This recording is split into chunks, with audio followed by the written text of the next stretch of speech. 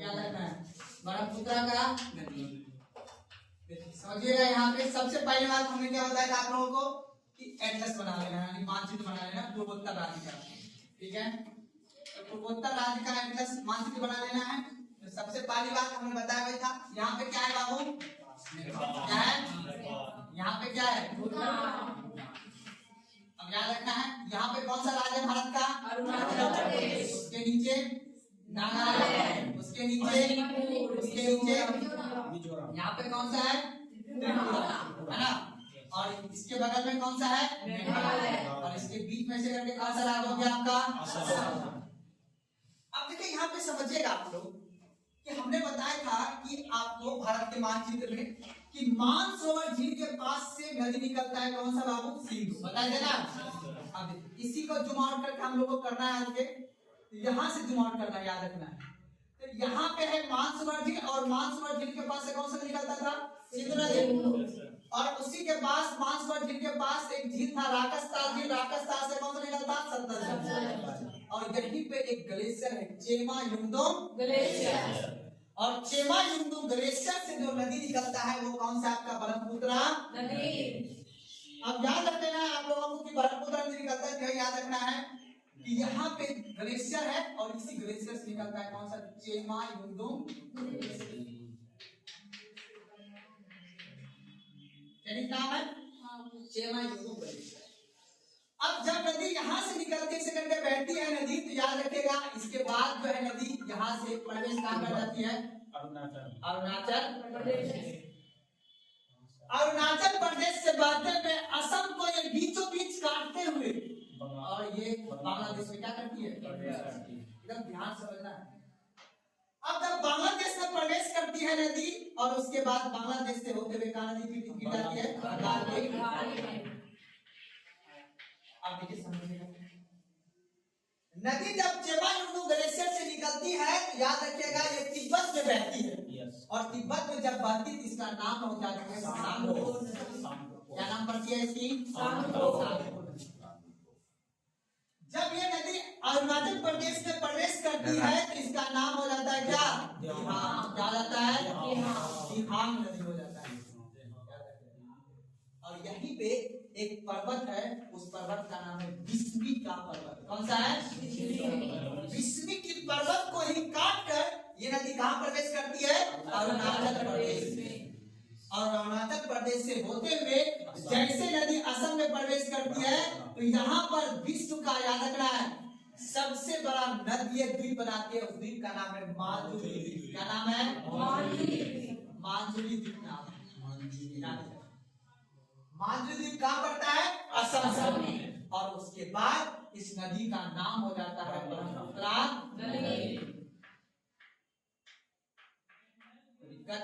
और उसके बाद फिर नदी क्या करती है, ऐसे करके बहते हुए ये बंगाल की खाड़ी, बांग्लादेश होती है बंगाल की खाड़ी में।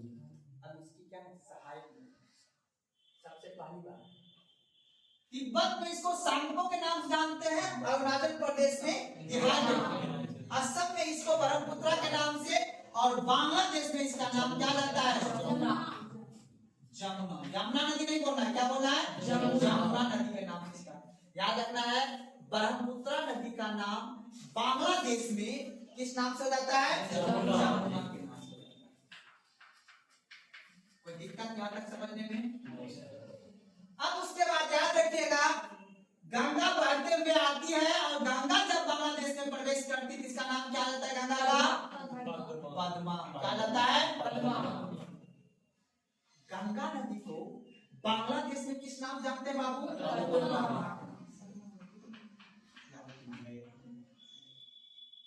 जब गंगा और पद्मा और जमुना जब एक जहां पे मिल जाती है उस जगह का नाम है चांदपुर। क्या जगह का नाम है, चांदपुर। कहाँ पड़ता है, बांग्लादेश में।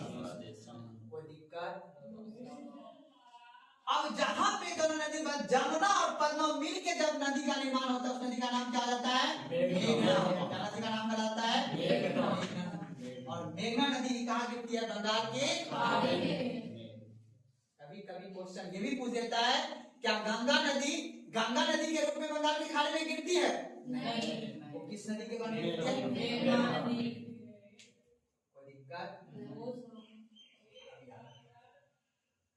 इधर कौन सा देश है बाबू? याद रखना है, ब्रह्मपुत्रा नदी यानी दिहान नदी की यहाँ पे सात नदी है। बराक नदी, क्या नाम है? बराक। एक नदी का नाम है बराक। और यहीं पे एक नदी और है जिसका नाम क्या है? लोहित। क्या नाम है? लोहित। इसकी क्या है? सहायक नदी, जो कि अरुणाचल प्रदेश में जाके। और एक नदी और है जो कि निकलती है आपकी कहां से? अरुणाचल प्रदेश से। अरुणाचल प्रदेश से निकलती है और याद रखिएगा ओबर की पहाड़ी की तरफ से, और यहां से ये नदी जाके मिल जाती है कहां पे? असम के पास, गुवाहाटी के पास। और उस नदी का नाम है सुबनश्री। क्या नाम है? सुबनश्री नदी। याद रखना है, ये जो सुबनश्री नदी है ये ब्रह्मपुत्रा की सबसे लंबी सहायक नदी है। क्या है ये? ब्रह्मपुत्रा की सबसे लंबी सहायक नदी है। याद रखना है, सबसे लंबी सहायक नदी है। जिस तरह आपने देखा था कि गंगा की सबसे लंबी सहायक नदी यमुना था ना, ठीक उसी प्रकार ब्रह्मपुत्रा की सबसे लंबी सहायक नदी। कोई दिक्कत? अब ये राज्य है, ये राज्य का नाम है सिक्किम। और सिक्किम में एक ग्लेशियर है, उस ग्लेशियर का नाम है जेमू ग्लेशियर। क्या नाम है? जेमू ग्लेशियर। अब जेमू ग्लेशियर से याद रखना है, जेमू ग्लेशियर से नदी निकलता है तीस्ता। कौन सा? तीस्ता।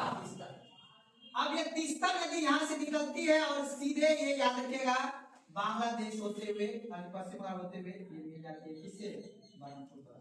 किससे मिल जाती है? बराक नदी, लोहित नदी, सुबनश्री नदी और कौन सा? तीस्ता नदी। ये सभी क्या है इसका? और एक नदी और है उसका नाम है मानस। क्या है? मानस। असम से निकलती हुए ये जाके मेघालय के पास किससे मिल जाती है? नदी का नाम क्या है? मानस।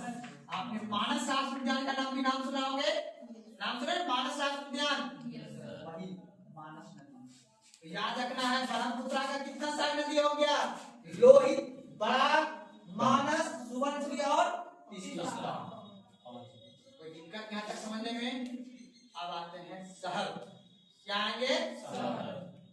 अगर आपसे पूछेगा असम की राजधानी तो है दिसपुर, सबको पता है ना, लेकिन गुवाहाटी, वहां की हाईकोर्ट कहाँ पे है? असम की हाईकोर्ट कहाँ पे है? गुवाहाटी। यानी सारा सब कुछ प्रशासनिक रूप से कहाँ होता है? गुवाहाटी।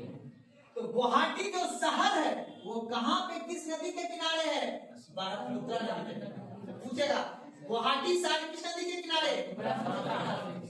आपसे पूछेगा धनश्री कहाँ पे है?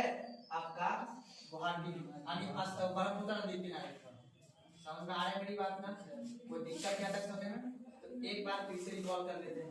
ब्रह्मपुत्रा नदी निकलता कहाँ से है? चेमायुंगडू ग्लेशियर से। और चेमायुंगडू ग्लेशियर से जब नदी बहती है जिसको किस नाम जानते हैं? सारोको के नाम से। जब नदी अरुणाचल प्रदेश में प्रवेश करती है किस नाम से? जब असम में बोलते हैं तो किस नाम से? ब्रह्मपुत्रा के नाम से। जब ये बांग्लादेश में आती है तो किस नाम से? जमुना के नाम से। कोई दिक्कत ज्यादा समझने में? और याद रखिएगा गंगा को किस नाम जानते हैं? पद्मा के नाम से।